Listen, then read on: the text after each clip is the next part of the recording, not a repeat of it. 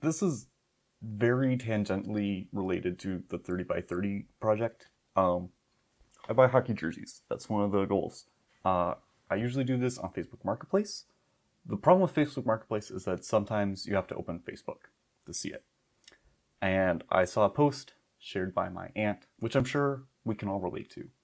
And usually I just ignore these. But this one, for whatever reason, I dwelled on.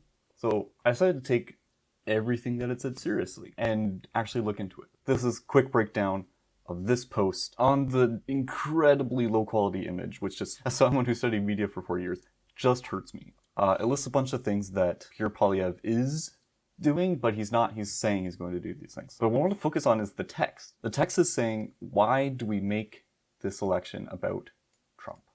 It made me think of a line from The Hobbit, which I haven't read because books are for nerds. But there's a line in The Hobbit where Gandalf says, it doesn't do to keep a live dragon. Actually, I'm going to look up the quote, make sure I get it right. Gandalf says, it does not do to leave a live dragon out of your calculations. There is a live dragon that wants to take over the country. This election is going to be about Trump. And no matter how many times you post on Facebook saying that it's a Canadian election and Trump shouldn't factor, Trump absolutely should factor into it. But they give a bunch of reasons why we should focus on Canada in the election. Specifically, what the Liberals have done in the last decade. So I looked into it because I want to be an educated voter. Not that you should get any political news from Facebook. This is an experiment. So let's see where it goes. The Liberals gave us a 69-cent dollar. There are so many factors that go into currency exchange rates besides just who is in government. But I just pulled up, let's look at what the exchange rate has been. It starts 77 cents. Right now we're about 70. It peaked around just over a dollar, like $1.02. That was under Harper. And it started declining.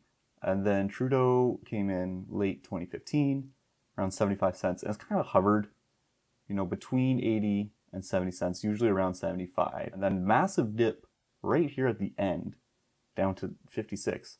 And now it's around 70. So 69, maybe we zoom in. Past 5 days says it hits. Yeah, here we go.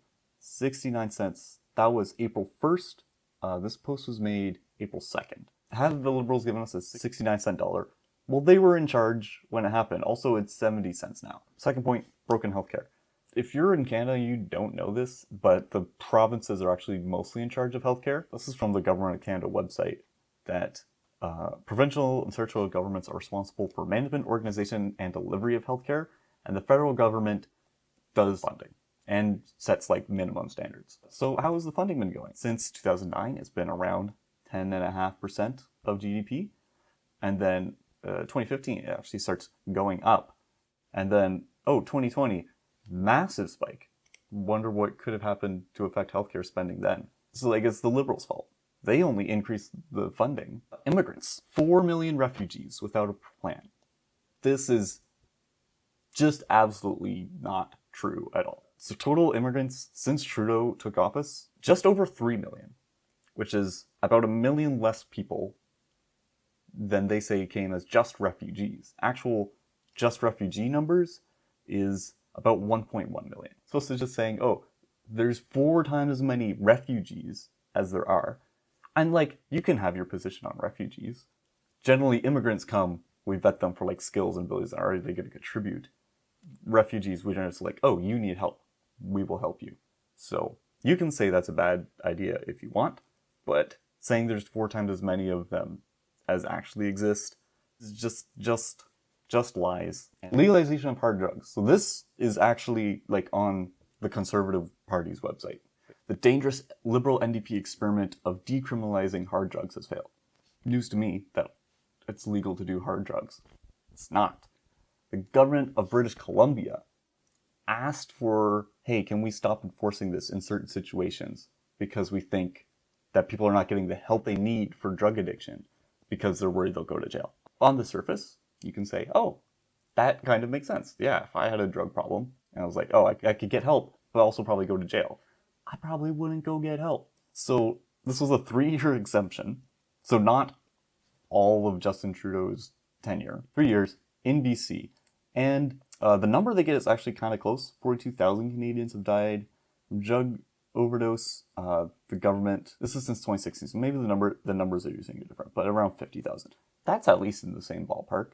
This is actual numbers from BC, and this is total at the bottom, but it's been going up. It's been going up, and 2023 is when the exemption came in, and they got more calls. Again, this isn't deaths, this is people calling paramedics for help. 10,000 more. That sounds like that's what the policy was meant to do.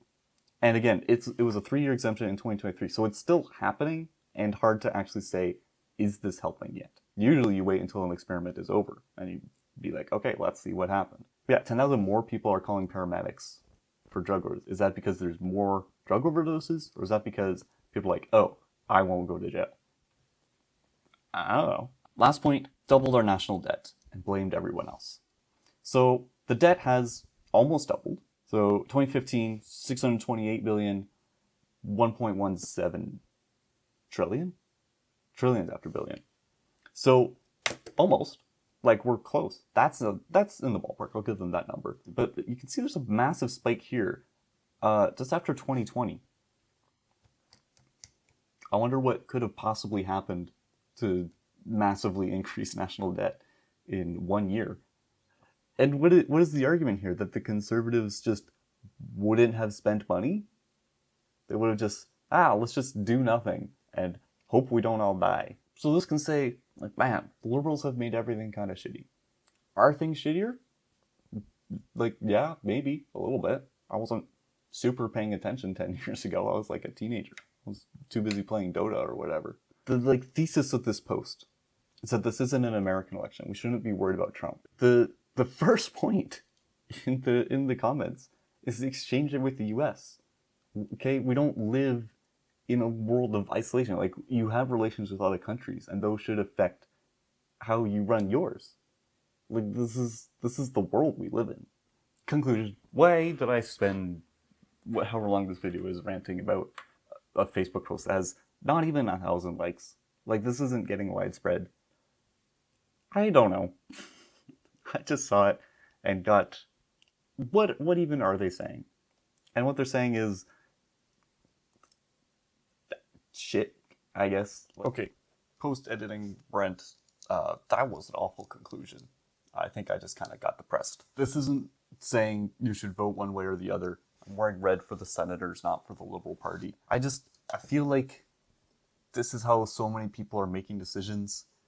I just want to see if there was any actual relevance to it, and it seems kind of not. I'm not going to pretend that I'm smarter than you and know what's going on. I just did like 30 minutes of Googling and found, all these arguments don't really hold water. And I think that's what elections should be about, is who actually has ideas that are defendable and policies that make sense. Maybe that's hopelessly optimistic for the political world we live in, but just think, God gave you a really cool brain. Just use it. Don't let Facebook posts cast your vote.